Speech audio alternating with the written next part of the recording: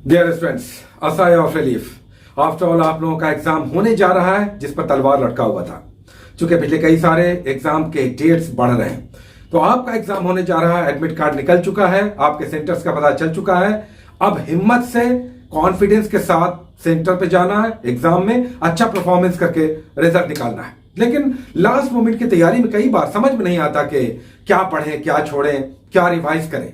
आपके लगातार कमेंट्स आ रहे थे, इसलिए आज एक नया इनिशिएटिव आपके लिए है और ये एक शानदार, बहुत ही सुपर इनिशिएटिव है। अगर इस लास्ट मोमेंट में 10 डेज, 10 दिन का क्या पढ़ें, कैसे पढ़ें, क्या छोड़ें, आज आपका ये सारा दुविधा समाप्त हो जाएगा। हम 20 टॉपिक्स डेली लेकर आ रहे हैं 10 दिनों के लिए, जीके जीएस का और करंट अफेयर्स का। ये 40 टॉपिक्स का मतलब है कि आप अगर रिजल्ट में कहीं पर भी थोड़े बहुत भी पिछड़ रहे थे, या वैसे स्टूडेंट्स जिन्होंने इस लास्ट मोमेंट में काफी कुछ छोड़ दिया था, रिजल्ट में फंस रहे हैं या काफी पीछे रह गए, ये रिजल्ट बन सकता है। शानदार 20 टॉपिक्स जीके जीएस का और 20 टॉपिक्स करंट अफेयर्स का। बट हड़बड़ाइएगा मत, ये समझ लीजिए कि ये टॉपिक्स कहां कहां मिलेगा, कैसे पढ़ना है, और अगर इसे आप कर पाए तो हमें कोई डाउट नहीं है कि आपका रिजल्ट अब नहीं होगा। चलिए देखते हैं। सबसे पहले जीके के आज के 20 टॉपिक्स, उसके बाद हम लोग बात करेंगे कि हर 24 घंटे पर कैसे ये टॉपिक्स आएगा। नेक्स्ट टॉपिक आपका मॉर्निंग में आएगा, कल नहीं आएगा, परसों आएगा मॉर्निंग 6 बजे से 8 बजे के बीच, ताकि दिन भर आपको मिल जाए और फिर पूरी रात मिले ये टॉपिक्स करने में। चूंकि इतना आसान भी नहीं है इतने सारे टॉपिक्स को करना।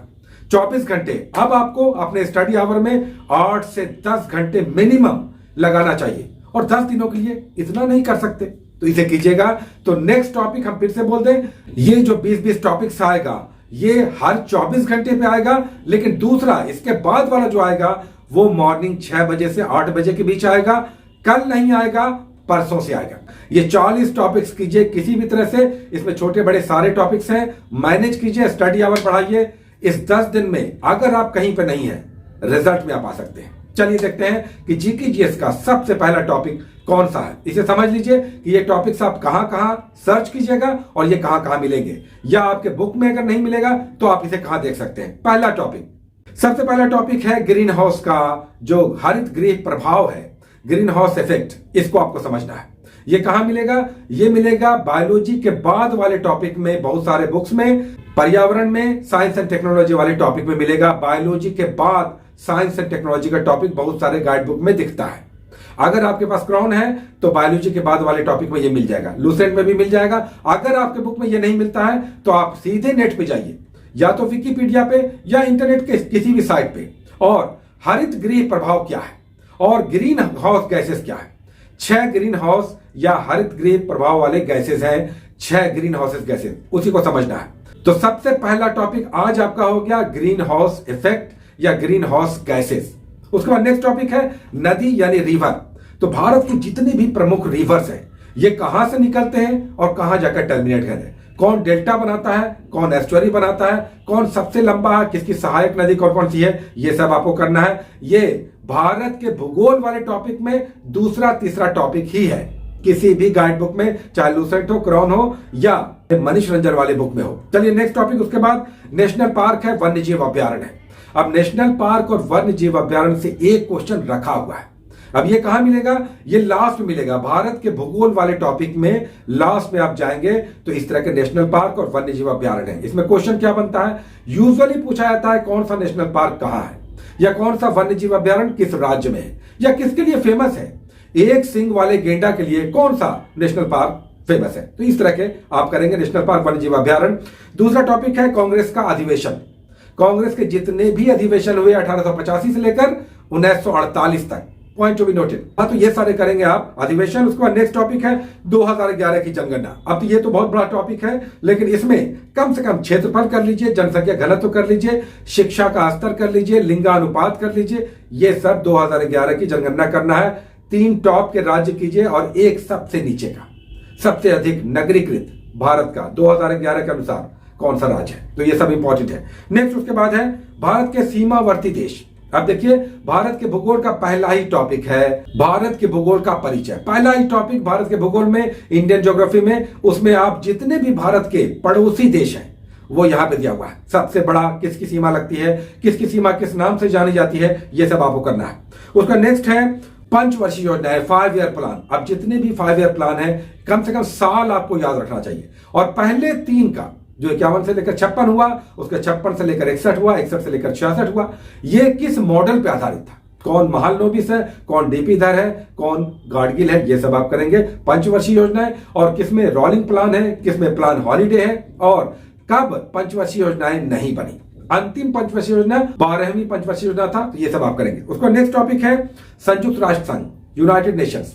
ये सबसे विविध वाले सेक्शन में किसी भी, चाहे लुसेंट हो, क्राउन हो या दूसरी बुक हो, लास्ट में विविध वाले सेक्शन में आपको बहुत सारे संगठन का दिया हुआ है। संयुक्त राष्ट्र संघ कर लीजिए। इसकी स्थापना कैसे हुई, किस किस बैठकों में हुई, किस प्रकार की घोषणाएं हुई, ये आप करेंगे। और किस दिन संयुक्त राष्ट्र संघ अपने अस्तित्व में आया, इसका हेडक्वार्टर कहाँ है। उसका नेक्स्ट टॉपिक है लॉजी और कल्चर, कोलोलॉजी, जेरेंटोलॉजी, हर्पेटोलॉजी, माइकोलॉजी, फाइकोलॉजी। ये सब लॉजी में हम किसका अध्ययन करते हैं। और culture, sericulture, silviculture, horticulture, floriculture, इसमें हम लोग किसका अध्ययन करते हैं या किसकी खेती करते हैं। तो ये लॉजी और कल्चर आप करेंगे।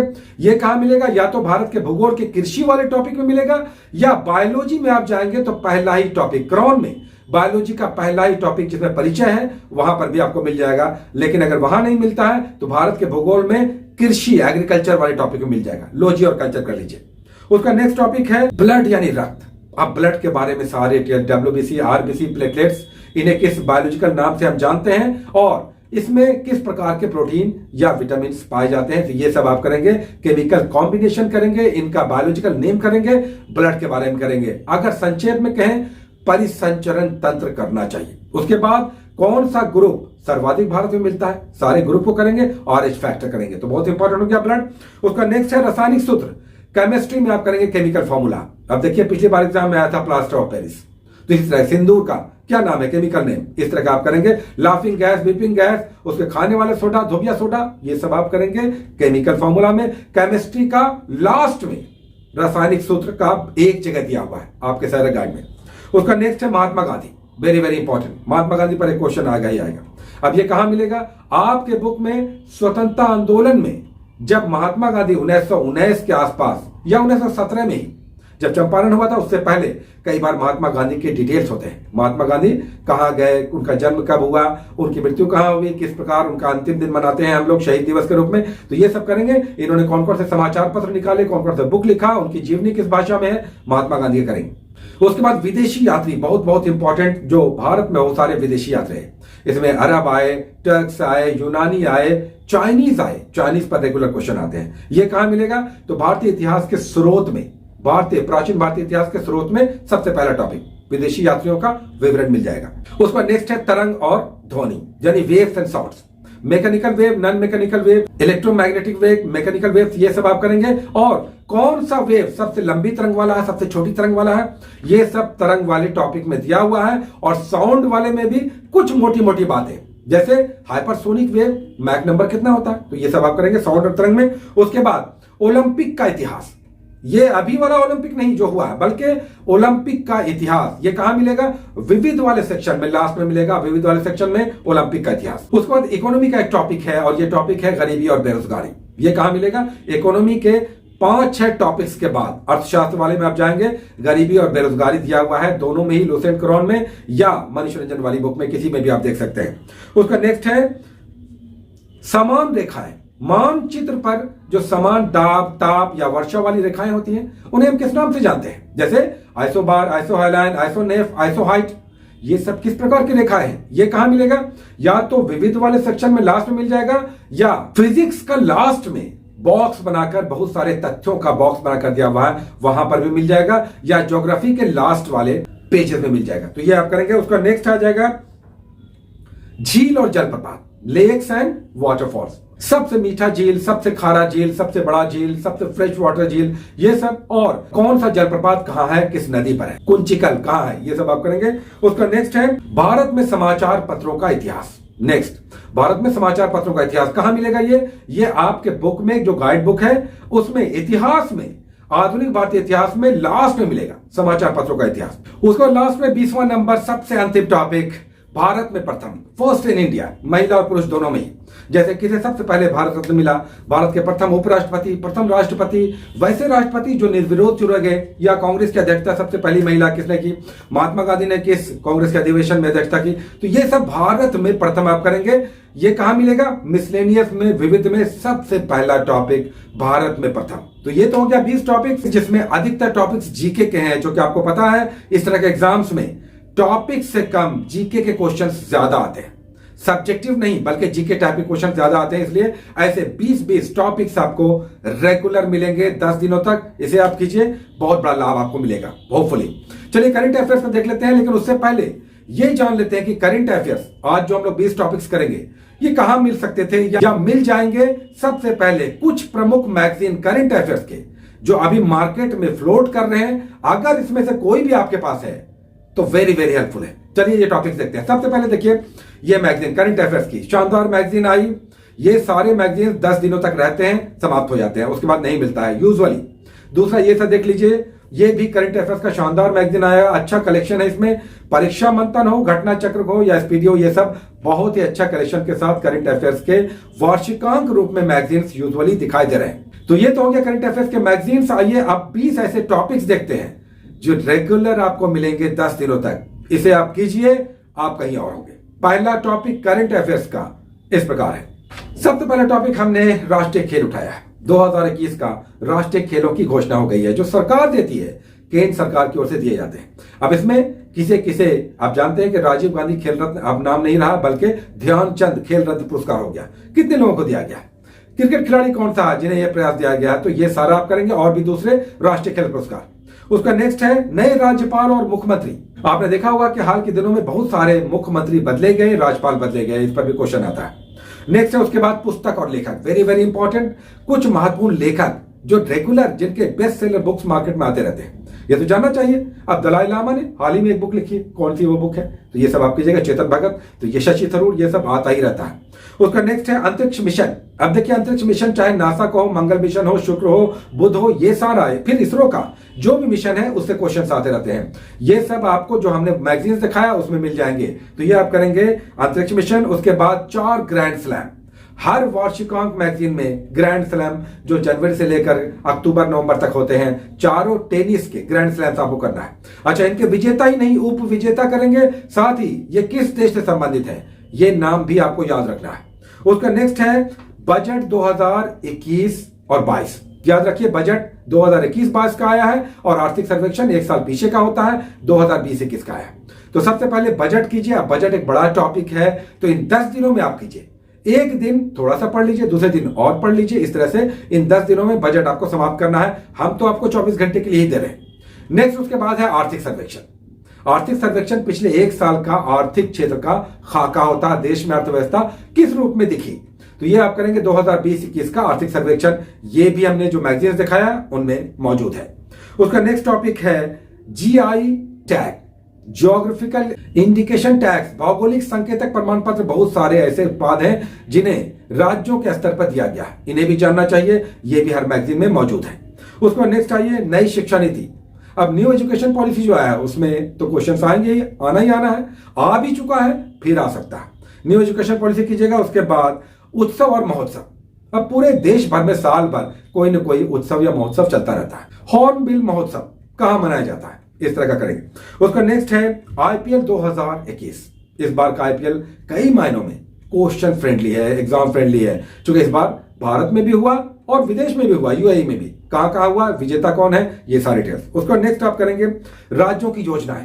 पूरे राज्य में जितने भी 28 राज्य हैं, कोई ना कोई योजना चलती रहती है साल भर। जैसे एक मास्क एक जिंदगी, तो किस राज्य की योजना है, तो कोविड-19 पर भी योजना रेगुलर आ ही रहा है, एग्जाम में आप पर फिर आएगा। उसका नेक्स्ट है वन स्थिति रिपोर्ट 2019। ये पुराना हो गया है लेकिन अभी भी रेलेवेंट है। वन स्थिति रिपोर्ट ये स्पीडी में भी है, दूसरे मैगजीन में भी है, तो ये आप करेंगे। उसके बाद राष्ट्रीय नियुक्तियां। आप देखिए नैस्कॉम के चेयरमैन कौन है, या एसबीआई के नए चेयरमैन आ गए हैं, तो ये सब आप करेंगे। जो अपॉइंटमेंट्स हुए हैं हाल के दिनों में वे आप करेंगे। सीएजी नए आ गए हैं, तो ये सब करेंगे। उसके बाद नेक्स्ट है संयुक्त सैन्य अभ्यास, ज्वाइंट मिलिट्री एक्सरसाइजेस। ये भी एग्जाम्स आते हैं, ये एक ही जगह मैगजीन्स में दिया हुआ, ये आप करेंगे। नवगठित जांच समितियां, बहुत सारी ऐसी कमेटियां बनी हैं जो अलग अलग मुद्दों से संबंधित है। जैसे अभी जो नई एजुकेशन पॉलिसी आई, ये किस कमेटी के रिकमेंडेशन पे है, तो इस तरह का आप करेंगे नई समितियां। उसके बाद वेरी वेरी इंपॉर्टेंट आरबीआई की मौद्रिक नीति हर 2-2 महीने पे आता रहता है। अभी जो लेटेस्ट आया है अक्टूबर तक का कर लीजिए, अक्टूबर मंथ का। अच्छा, इसमें पिछले 2-3 बार से कोई बदलाव नहीं हो रहा है। तो सीआरआर है, एसएलआर है या रिवर्स रेपो है, रेपो रेट है, ये सब चारों जानना चाहिए। उसके बाद है सूचकांक, इंडिसेस। जितने भी महत्वपूर्ण सूचकांक हैं सारे मैगजीन्स में एक ही जगह दिए हुए हैं, तो ये आपको करना चाहिए हाल के दिनों में। जैसे वैश्विक भूख सूचकांक या लोकतंत्र सूचकांक आना ही आना है, तो ये आप इंडिसेस करेंगे। उसका नेक्स्ट है खेलों के आगामी आयोजन। वर्ल्ड कप हो, चाहे ओलंपिक हो, चाहे ग्रीष्मकालीन खेल हो या T20 क्रिकेट हो, ये सब जो आने वाले वर्षों में आयोजित होने वाले हैं वो भी मैगजीन में आपके एक जगह दिया हुआ है, तो ये आप करेंगे। शुरुआत में दिया हुआ ये मैगजीन रिपोर्ट कीजिए, सभी जगह एक ही जगह कलेक्टेड, ये सब आपको दिखाई देंगे। उसका नेक्स्ट है अंतिम राष्ट्रीय फिल्म पुरस्कार, वेरी वेरी इंपॉर्टेंट, इससे भी क्वेश्चन आएगा। तो 20 सुपर करंट अफेयर्स हो गया और 20 जीके के टॉपिक्स हो गए। इतना कीजिए, आप अपने आप को इन 10 दिनों में कहीं और पाएंगे। Take care.